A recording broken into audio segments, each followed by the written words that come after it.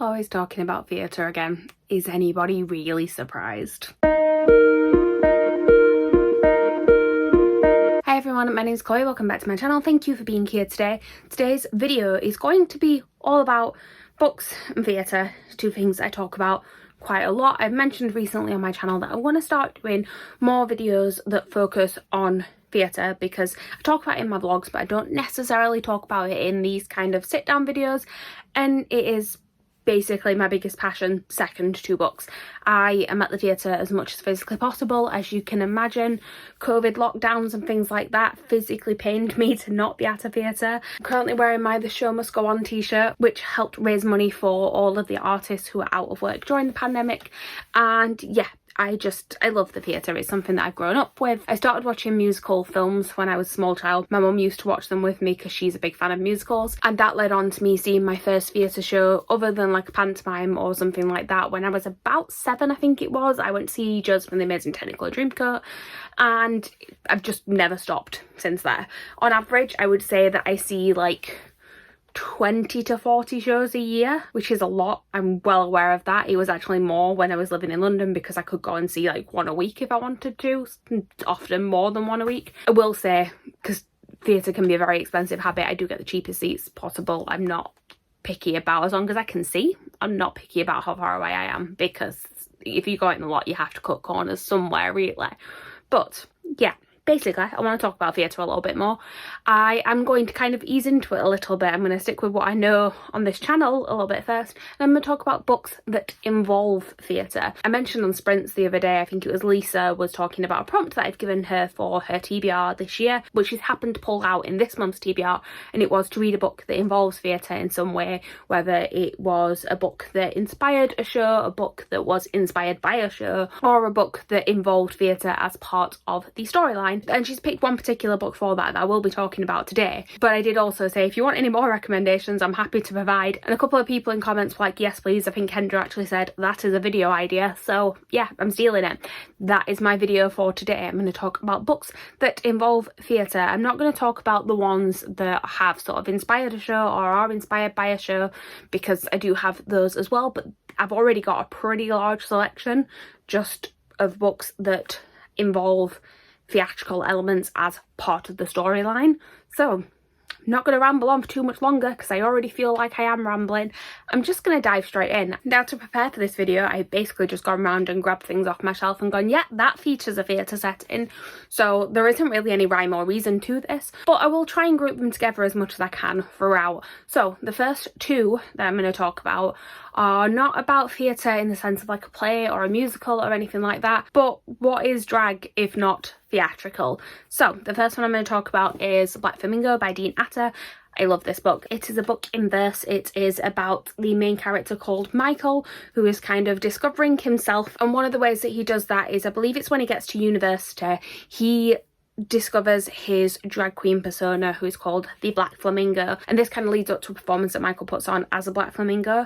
I really loved this book for all of the aspects, all of these sort of coming of age, discovering your identity type storyline in here, and also obviously these sort of theatrical elements as well. So this one is a little bit different than some of the others on this list with it being told in verse, but I absolutely adored this book, and like I said, drag is definitely very theatrical, so I felt like it belonged on this list. And the second book I'm going to talk about today is more drag queens, and that is Boy Queen by George Lester. So this is about a boy called Robin who has his sort of life set out for him. He is auditioning for drama school. Eventually he wants to move to America, be a Broadway performer, but unfortunately his path isn't quite so straightforward. He doesn't end up getting into the school, and he ends up going to a local bar and discovering the world of drag instead, and it's about his sort of journey trying drag for the first time and discovering sort of new types of performance as well. Whereas The Black Flamingo is told in verse and it's a more sort of lyrical, beautiful book, this is the campy, fun YA contemporary with a little bit of heart that you wanted it to be. If you're a fan of RuPaul's Drag Race, it's that type of story, and I really loved this. The author George Lester is actually a drag performer himself as well. I do follow him on Instagram, and it's fun seeing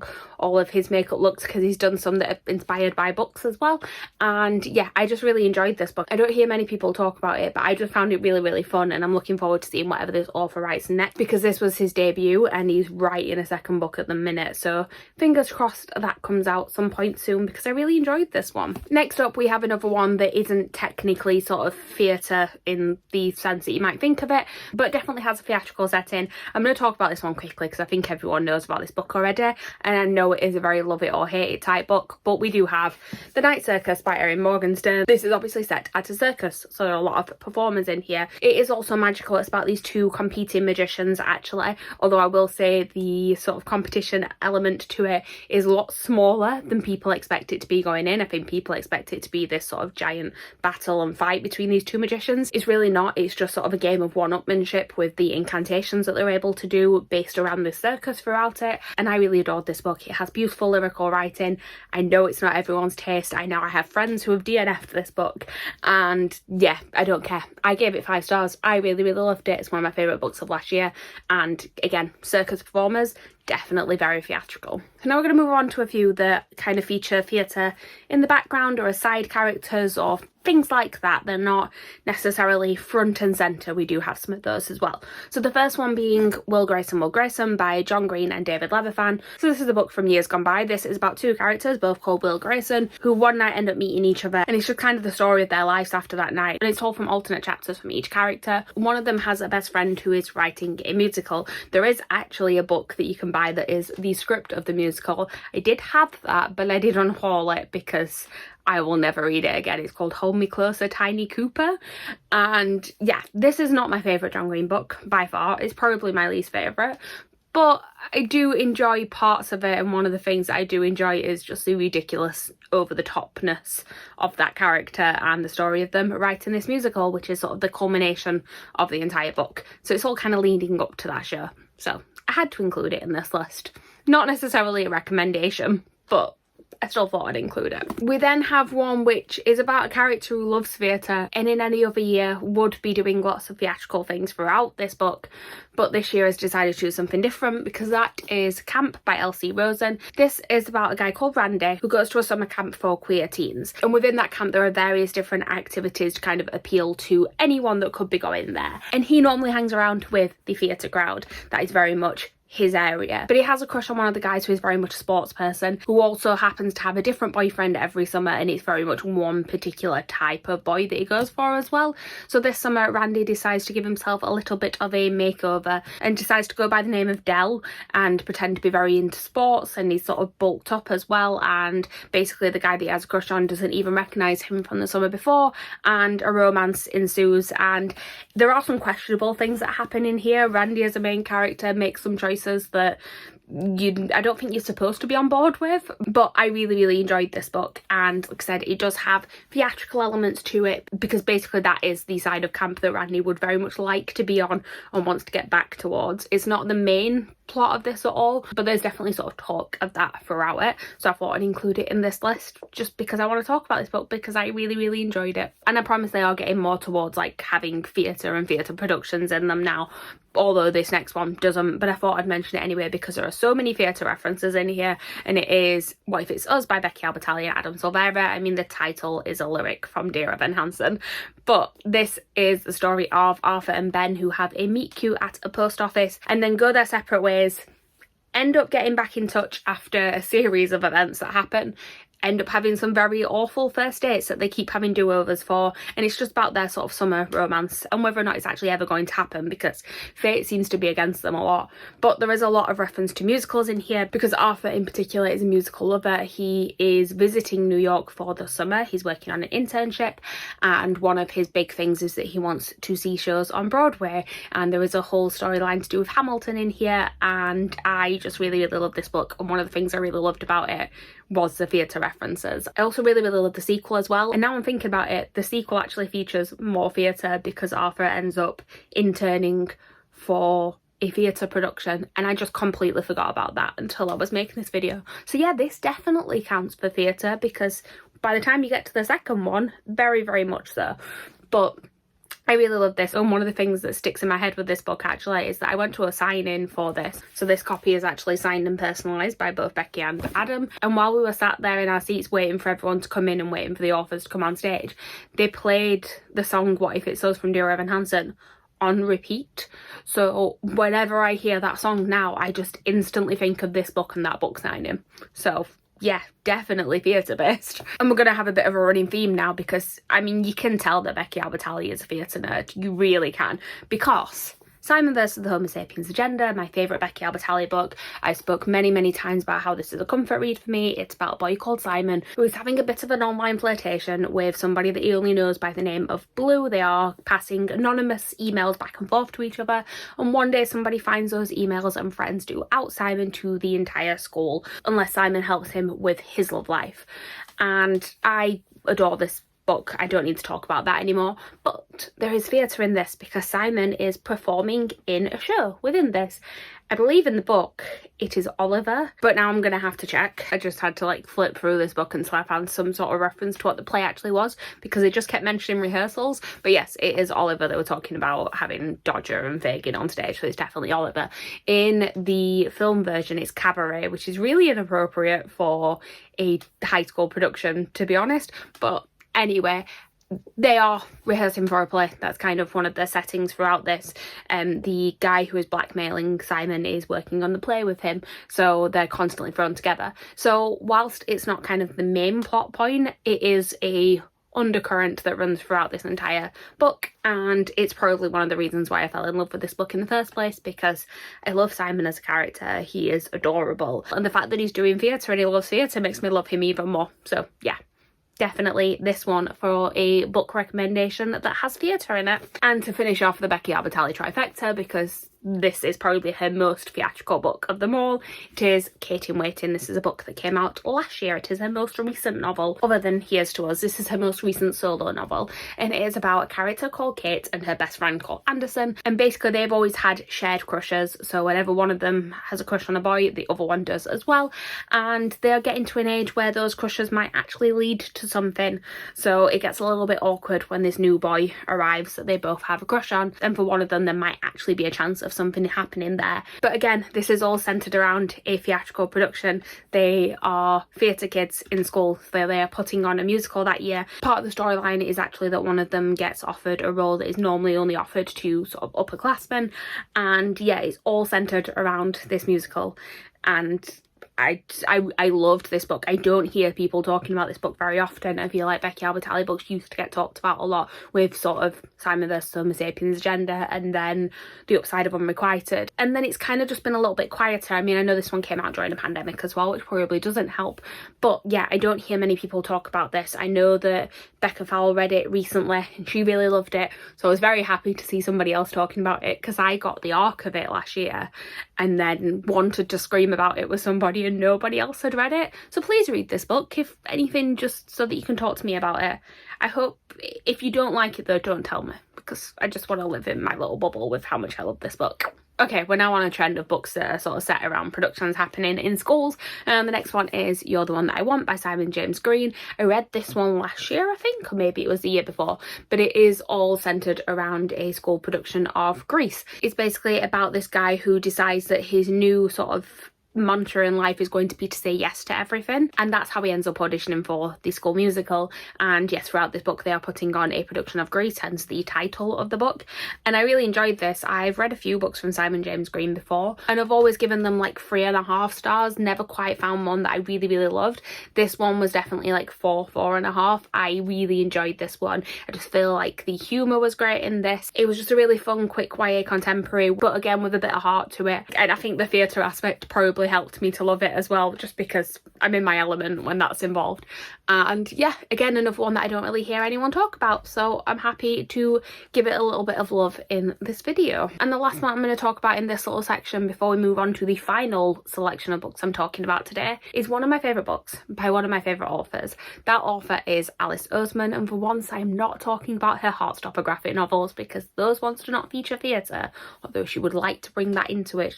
Please feel free. The one I am going to talk about though is Loveless This is my favourite of Alice's prose novels. This is about a girl called Georgia who has never been in love and has never even really had a crush on anyone, and she's always been a little bit unsure of what that means and whether she's sort of just waiting to find the right person or whether or not it is something about herself and her identity that she just hasn't figured out yet. And then she goes to university, and while she's there she ends up meeting some people from a LGBTQ plus society, and it is there that she first hears the terms aromantic and asexual, and it is all about her kind of discovering what her identity is whilst at university, and also struggling just with being a first year uni student, moving away from home, all of the stuff that goes alongside that. I love this book. You can tell, I think, that it's a very personal book for Alice Oseman to have written. She's mentioned, I think, that the reason why she hasn't put out another book since this one, and there's no sort of mention of another book since this one other than the Heartstopper graphic novels, is because this one took a lot from her to write, because you can tell it's a deeply personal novel. And I love Georgia as a character, and I just find her like a really compelling character to read from, and to read her sort of struggling but then kind of coming through it as well, and finding people that understand her and can help her understand herself. It's a really, really beautiful book. And going on alongside all of that is also a theatre production. She's also part of a theatre group at her university, and they're putting on a production of something Shakespearean, and I can't even remember what play it is. They are actually part of the Shakespeare Society, though, I have remembered. So yeah, it's all kind of centred around that as well. And the other thing with this book as well is that it's not just about Georgia. There's also a lot of side characters who are also kind of just figuring things out as well, and I just really, really love this book. I don't think there's much else I can say. You will have noticed that the majority of these books that I spoke about today are ones that I really, really love and would like more people to read, because obviously the ones about theatre are going to be the ones that I love. But yeah, if you're going to take two away to read today from this video, these two please, thank you. And then last but by no means least, I thought I should talk about these two books separately, because not only are they about theatre, they both feature theatre very strongly in the storyline, but they are also both by an author that is a theatrical actress herself. She is currently starring in the West End in a little musical called Cinderella that I've been to see 3 times so far. So these are of course both books by Carrie Hope Fletcher. She's written quite a few books now. I think she's written 4 adult novels, soon to be 5 because there's a new one due out soon, 1 middle grade and 1 YA non-fiction. Of those, 2 of them very, very heavily feature theatre. So I'll talk about the middle grade first, and that is Into the Spotlight. So this one is actually a book that is inspired by the classic novel Ballet Shoes by, I think it's Noel Streatfeild. Yes, Noel Streatfeild. And it's about a group of children. I can't remember if they are siblings or cousins, but it's about this group of children on the front, and they end up living at their aunt's theatre. And a lot of this book is centred around trying to raise money to save the theatre by putting on a new production and trying to drum up some business. And it's just this really fun middle grade. I'm not a massive middle grade reader, but I did really enjoy this one. Partly I think because I like Carrie's writing style, but also partly because the theatrical elements of it were just really fun. It was just this fun adventure to help save the theatre. You don't have to have read the original Ballet Shoes to understand this. It's not a retelling. There are elements of it that link to it, but you can definitely read this without having read that one. It's not a problem. I have seen, I think, a TV adaptation of it, so I had a brief idea of what the story was, but it was fine. And yeah, that is my first Carrie Hope Fletcher recommendation. My second one is again definitely theatrical, as you can probably see from the cover. It's called When the Curtain Falls, and this one I really like actually because it's about theatre ghosts as well. There are many stories about sort of ghosts that haunt theatres. There is a tradition of leaving a light on the stage every night when the theatre is closed up. It's called a ghost light, and that is there to kind of protect the theatre or ward away evil spirits. It's something like that. I can't remember the exact thing of it, but I know you are always supposed to leave a light on when you leave a theatre. It's never supposed to be completely dark, and it's all to do with these theatre ghosts, and that's what this story is kind of about. It's set in 2 timelines. So there's one in the 50s where a tragic event occurred after this particular production was put on, and then 70 years later a new production of that play is happening, and mysterious things start happening around that, and it's 2 love stories that kind of echo each other in a way as well. And I really loved this book. This was one of my favourite of Carrie's books. My favourite is actually the first one still, which is On the Other Side, but that one's not theatrical. This one is, but I really loved it because you could tell all the little things about sort of being backstage at a theatre that were definitely accurate, because she clearly knows it, because that is her day job. And also you could just tell how much she loved theatre, that you could sort of feel that in the way that this was written. And this is one of the ones that I got signed as well on her book tour that she did for this one. So I got to go and watch a little talk of her talking about this book first as well, and got to meet her after to have it signed. And she was lovely as always. I've met her a few times now, and yeah, I really love this book. That's a running theme. How many times have I said I really love this book in this video? Right, so that is everything. That is just me gushing over some books that have theatrical elements to them. Like I said, there could definitely be a part 2 of this video that features more books that have inspired shows, or books that maybe have been inspired by particular shows. Let me know if you would like to see that. Also, let me know if you have any recommendations for books that feature theatre. I'm always on the lookout for more of them. If there's any others that you know of, please do leave them in the comments down below. Thank you guys for watching. Please like, comment, subscribe, all that good stuff down below, and I will see you next time with a new video. Bye.